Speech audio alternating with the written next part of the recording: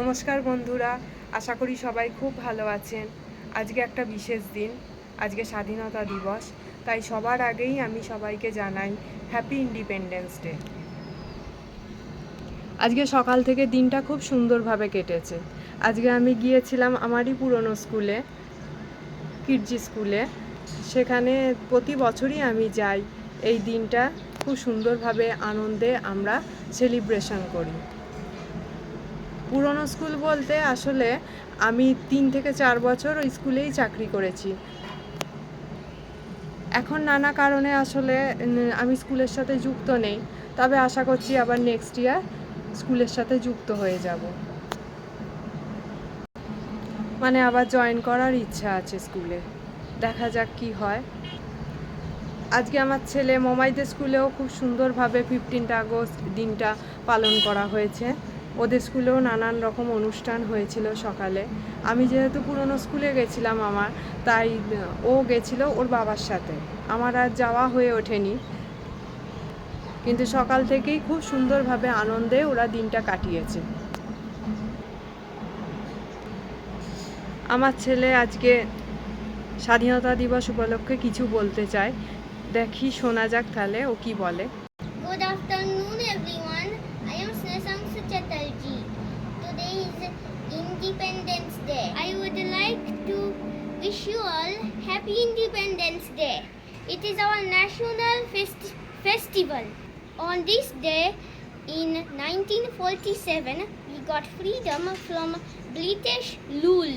It is very proud day for everyone. It is the day when India got its freedom from 200 years of British rule. It was a hard and long struggle in which many freedom and great men sacrificed their lives for our beloved motherland. India celebrated its Independence Day on the 15th August every year. So happy Independence Day to all. Jai Hind. স্নেহাংশ ওর মতো করে বলার চেষ্টা করলো। আজকে আমাদের এখানে প্রায় বেশিরভাগ জায়গাতেই পতাকা উত্তোলন করা হয়েছে।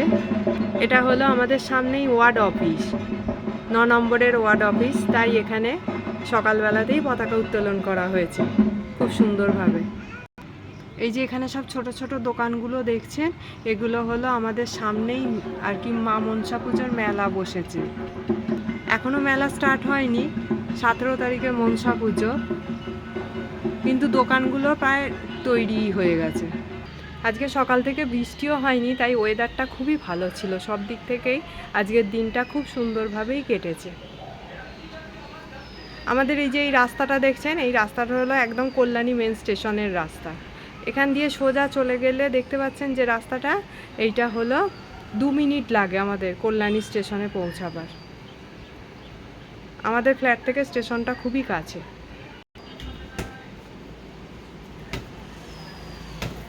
ওই দেখুন ছেলে বল খেলতে শুরু করেছে। ও আসলে বল খেলতে খুবই ভালোবাসে। আমাদের এই ফ্ল্যাটের মধ্যে তো বারান্দাটা আমাদের খুবই বড়, তাই ওইখানেই বল খেলে। রোজ তো আর পার্কে যাওয়া হয়ে ওঠে না, ওই জন্য ওই বারান্দার মধ্যেই ও বল খেলে। ঠিক আছে বন্ধুরা, আজকে তাহলে এই পর্যন্তই থাক। এরপর দিন আবার দেখা হবে নতুন আরেকটা ভিডিওয়, নতুন আরেকটা ব্লগে। আমার এই ভিডিওটা ভালো লাগলে অবশ্যই লাইক, কমেন্ট, শেয়ার করবেন এবং তার সাথে সাথে সাবস্ক্রাইব করবেন। আর তার সাথে সাথে আপনারা সবাই খুব ভালো থাকবেন। নমস্কার।